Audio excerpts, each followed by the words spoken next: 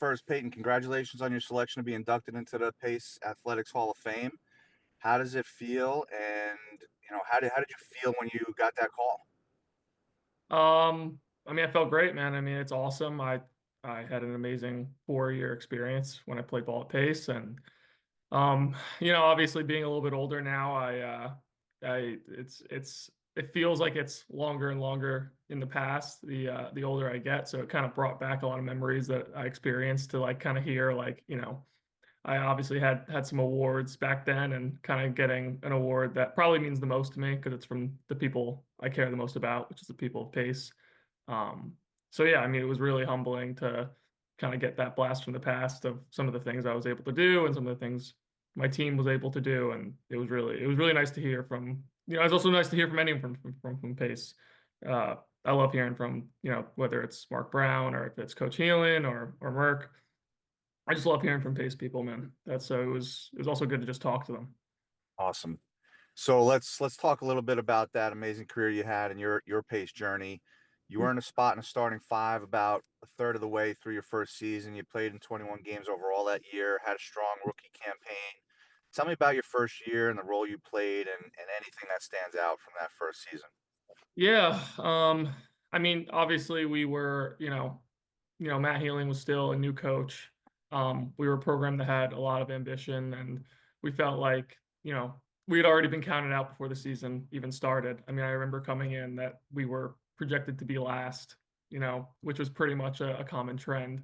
Every year, other coaches in the league would pick us last. So I think there was a lot of a chip on our shoulder about like, let's build this program, let's be a winning program. Um, so I just remember like the expectations, outside were very low for us, but I think inside, I think we knew we could be good. And personally, and I think Coach Healing is gonna maybe be upset that I'm telling this, but I remember my first meeting after maybe like the preseason. I was, I think, the fourth string forward. I had three guys ahead of me, and Coach Halen told me that and said, "Hey, just keep working. You know, you earn time, do well in practice. When I put you in, like, be ready to play." And and I gotta be honest, I had a little chip on my shoulder because I thought I was the best. I always thought I was the best, and that was kind of part of a little bit of the craziness in my head when I played the game. But I took that and I said I want to prove people wrong about me. Like I think I'm really good and I think I can play at this level. And it kind of drove me to try to be better in that first year. So the first few games I didn't get much time, and then as the year progressed and we had a couple guys go down, like when my opportunity came, I was ready. So that's kind of what stood out the most is just like being ready for my opportunity as they come. Um, and I, Coach Healing gave me opportunities my freshman year, and sometimes I did really great, and sometimes I made really, really bad mistakes, but I learned a lot. And I felt like my freshman campaign was preparing me to become a little bit more of a leader and produce a little bit more, later in my career. And you certainly made the most of that opportunity. And by your sophomore year, 2017-18, you had earned that full-time starting spot in the lineup. You led the team in scoring that year at 14.2 points. What was the difference for you between the freshman season and the sophomore year to start making that jump? I think my sophomore year, I was coming off a few. I had some big games my freshman year where I really had kind of found, what I can do and couldn't do at that level, and I had a better sort of identity as a player. We were still a very young team for sure, and there was a lot of maturity that we had to kind of focus on and grow as a team. We had two freshmen guards that were starting for us, Austin Gilbertson and Brandon Jacobs, who turned out both to be very good players, but still freshmen. We had Greg Polian, who, even though was a junior, it was his first year at Pace. So the whole year was about growth. And I kind of had a little bit of advantage personally because I had that freshman year at Pace. I kind of knew the way we did things. I knew our offense well. I felt like I knew what the coaching staff wanted out of our team. So I just tried to use some of that experience and just carry it forward into my sophomore year. And I would say just being consistent and identifying, right, like what was my job? That was what I kind of found out my sophomore year. Like, what was I going to bring to this new team full of new players that were going to be really, really good? And everyone knew the guys we had were going to be good, and that the team was going to continue to get better. But just figuring out, like, what was my job going forward? right? So that's what I'd say my whole sophomore season was about, is just figuring out what I could provide to Pace. Now you figured it out by then, and by your junior year, not only are you leading the team in scoring again, but you're also among the NE10 leaders in scoring, rebounding. You join the 1,000 point club at Pace, and you also earned COSIDA Academic All American second team honors and a spot on the NE10 All Conference third team. Now you've got the team over 500 at 16 and 14. You're starting to see the fruits of your labor. Talk about that big junior year you had and the improvements the team made. Yeah, I mean, I think, in my junior year, kind of some of those guys I mentioned, and some other key roles guys that we had, Tyrone and Ray, and we had a lot of players that had found their own jobs as well. And I think, our sophomore season, or my sophomore season, we didn't know how to win. I didn't know how to win at the level. I knew how to play well, maybe a little bit more at that age, but I didn't really know. No one really knew that our sophomore year how to win. So I think our junior year, we really figured out how to win.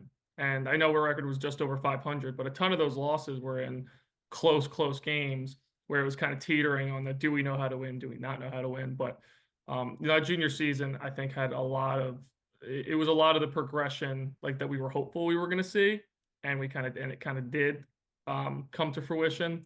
And just personally for me, I was just a lot more confident. I think, the coaching staff was a lot more confident in me, and gave me a lot of rope, and said, okay, like, we've seen what you can do. And I can't think of a better another way to describe it, but coach just told me, listen, like, you go out there, like, we're letting you rock, like, we're gonna rock with you, like, do what you need to do out there, like, we trust you, we trust the decisions you're gonna make, we trust the shots you're gonna take. um we trust you to, when you want to be vocal. And I think that trust gave me a lot of confidence. And I felt like I didn't really have any self-doubt my junior year about what I was doing on the court. Whether it turned out great or didn't, I'd say any sort of self-doubt or hesitation was kind of gone by that time. And I think led me to a really good junior year, and I think, that helped our team a lot. Okay. You didn't rest on your laurels though. Instead, your next season, your senior season, you built on that year. It's 2019, 2020. All you did was lead the NE10 in scoring again, 23 and a half points per game. Monster 40-point performance against St. Rose. You named D2 Met Player of the Year, NE10 Scholar of the Year, COSIDA Academic All America of the Year. You and the team won 19 games, the most for the program in a dozen years. My goodness, please describe what all that meant to you, and what it felt like when you were in the thick of it all.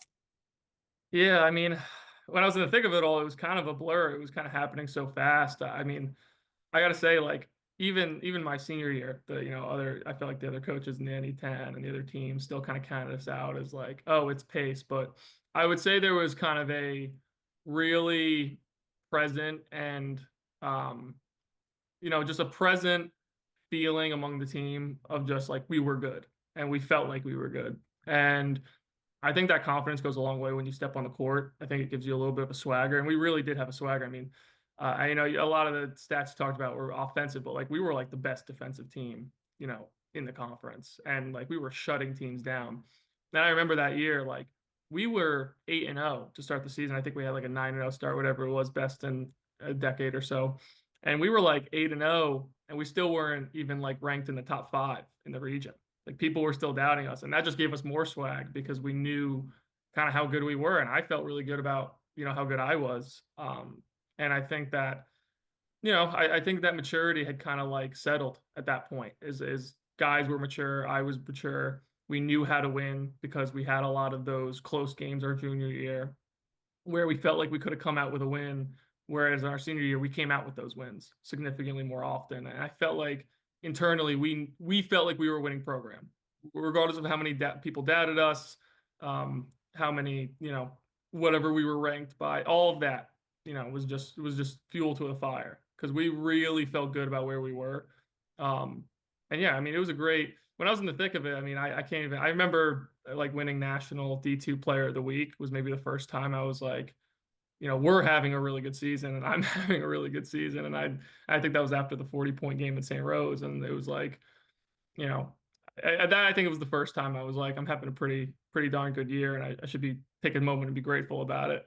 But I think we were always kind of focused on the next game, and we were just excited to get against these guys that, on other teams that might have not paid us respect all the time. So yeah, it was a really fun year, and I look back on it so fondly. And there's a lot of guys on that team that I was so proud of for the way they played that season. And Brandon Jacobs and Austin were juniors at that point. Like they were really heady guards who always did their jobs. And we had guys that like even guys that didn't score as much, or like Ray and Tyrone, like so, sometimes they go for 14, sometimes they go for 0, but they were lockdown guys. I remember all the headaches that they would give opposing teams' best players.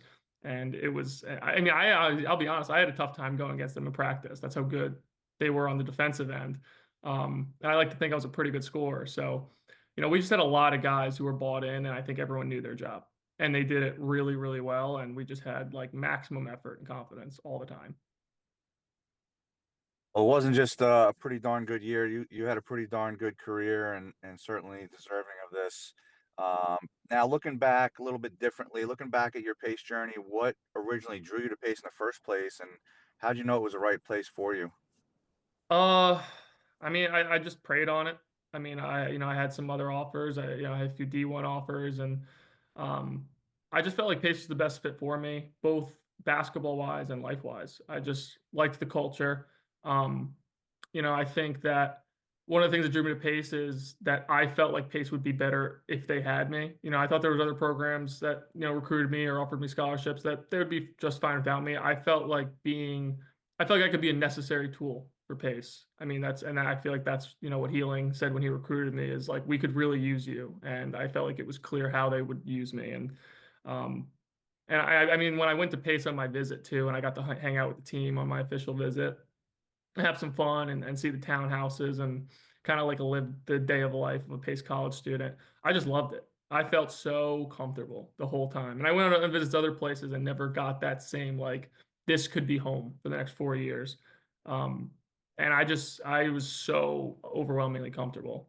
Like the first day I stepped on campus. So that's probably what drew me to Pace, man. I mean, it's you want to go where you're wanted, and I feel like Pace really wanted me, which was the biggest thing.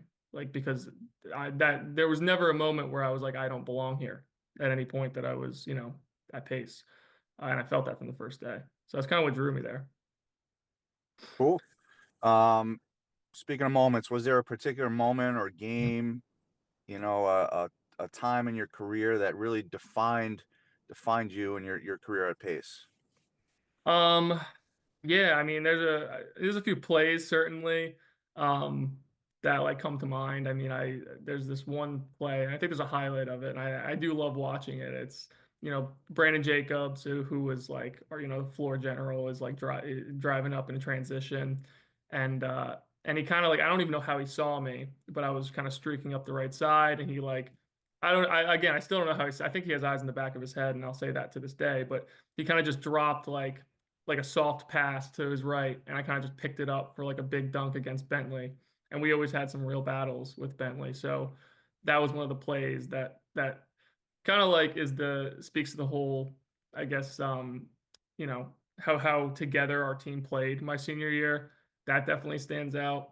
And there was another time against New Haven, who was a big rival of ours, where I was playing okay.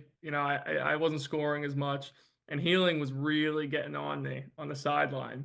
And I remember like it's in the second half, the game's back and forth, we're close, and he's really barking at me. And I was a little hot tempered. I mean, I think most people at Pace will tell you that. And I start going back at him while I'm playing, and I was like, "You want to see something? You want to see something?" And I think I rattled off like 11 or 14 straight points or something. And there's a good there's a good video where on the Pace stream where the other team calls timeout, and we opened up the game against New Haven with like a 17-point lead now late in the second. And like I'm still like kind of jawing at Healing, like is that what you wanted to see? Is that what you wanted to see? Like don't talk to me like that. You know what I'm about. Like not it was all love, but like that fiery competitiveness that we had that year was really awesome. And I laugh every time I see that video because it's like it's just funny to me. It's like, wow, we really like we're at war. Like we were together, and like it was good. It was like, families argue and families fight, and like it was great. Those are the kind of two moments I think in my career that I remember the most.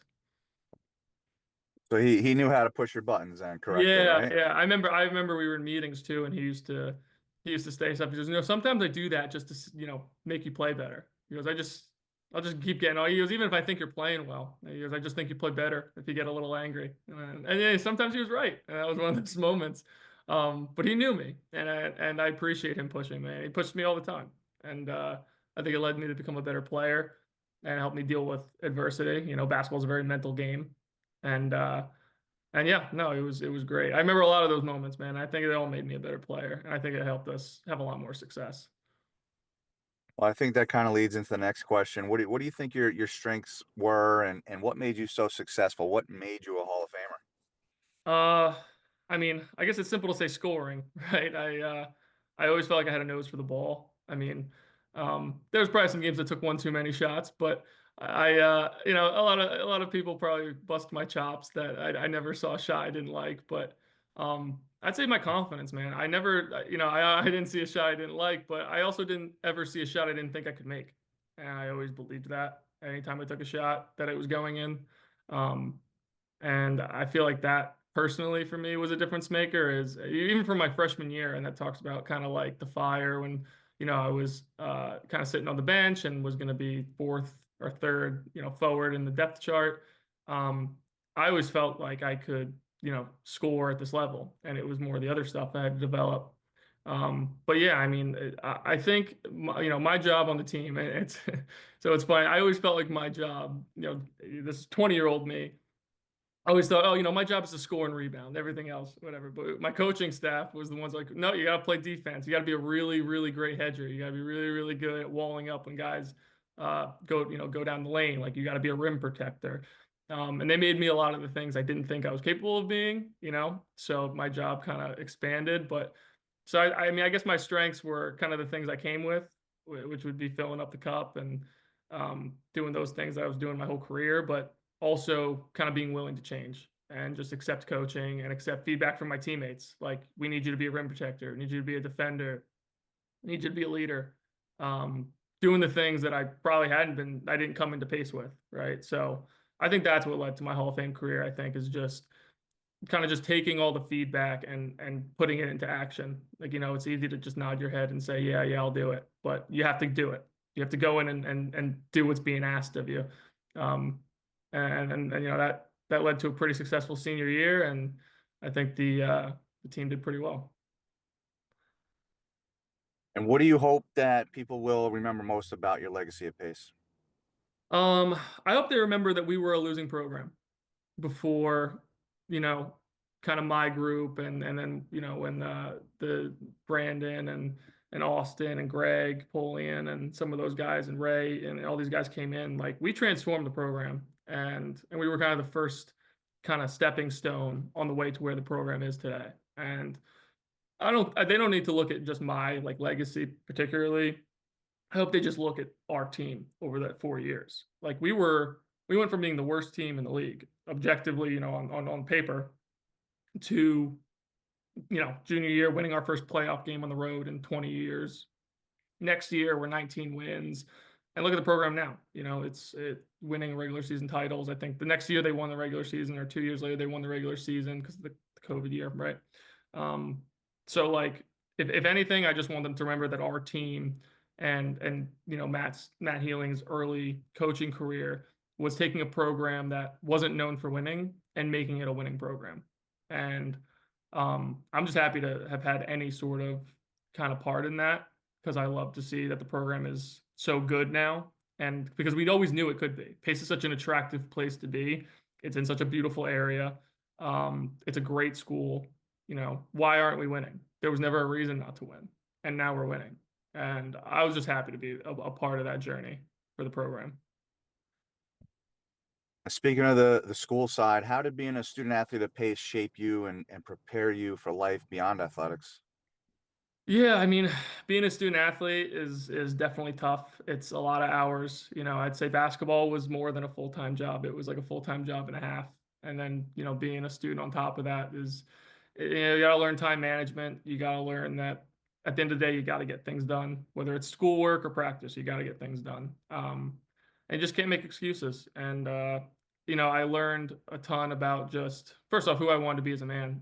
I'll tell you this, like being in a locker room with 15 other personalities and finding a way to succeed is not dissimilar from what you'll experience in a workplace or not what you'll experience in your family, in your life. Like, how do you resolve conflict and succeed?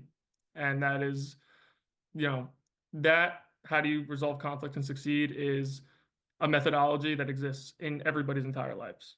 There's always going to be conflicts. There's always going to be obstacles. How do you overcome them? And how do you overcome them in a way that not just you're succeeding, but yours are succeeding, the people around you are succeeding? That would be the biggest thing about being a student athlete, right? Like, and it wasn't just in the locker room. It was like in study hall. It was we took classes together. Like, how do we make sure everyone's accountable? How do we make sure everyone's doing what they need to do? It's just being part of like kind of being part of a tribe, honestly, and being a student athlete, like, I felt like being part of the community, like, I had a shared responsibility, as did my other student athletes, to make sure everybody was succeeding as much as they could. Um, yeah, and I've just taken that into work, and I've taken that into my life, and it's been very good, and my fruits in life have been better because of that experience. Last question. What advice do you have for pace student athletes today? What advice do I have? No Friday classes would be one. That that would definitely be one. Schedule your classes Monday through Thursday. Give yourself a day of rest. You'll need it. Um, I mean, I would just say first off, keep school at the top. You're there to go to school. You're there to get an education. Don't undersell that. It's okay to love the sport you play, but you're going to take classes you might not love. But approach school the same way you approach the whatever respective sport that you play would definitely be the biggest one. I hate when I see anybody fail because they took basketball or if they took football or if they took field hockey more seriously than they took the classroom. And also view it all as an opportunity, not a trade-off. I had a strength coach um, at Pace that gave me that mentality. And he said that I forget when he said it, but he said it during a training session. He's I don't like the word trade off. Oh, if I've got this class, but I've got this practice, and that means I can't go out with some friends. Yeah, they're all opportunities. That's the mindset I think every student athlete should have. Like you have an opportunity to go to a classroom and learn something today. You have the opportunity to go to a practice and get better. You're not sacrificing anything. Want to be there. Take it as a blessing to have that opportunity that you get to do that. Not that you're sacrificing your time or sacrificing something else that could be better. The grass is always greener if you look at it that way. I think my experience was every classroom I stepped foot in, every court I stepped on was just an opportunity for something that was going to benefit me or the people I cared about around me. That's a great way to look at it. I appreciate that. Anything else you'd like to add? Uh, forever a setter. I love Pace University. I'm looking forward to coming back for the ceremony in a couple weeks.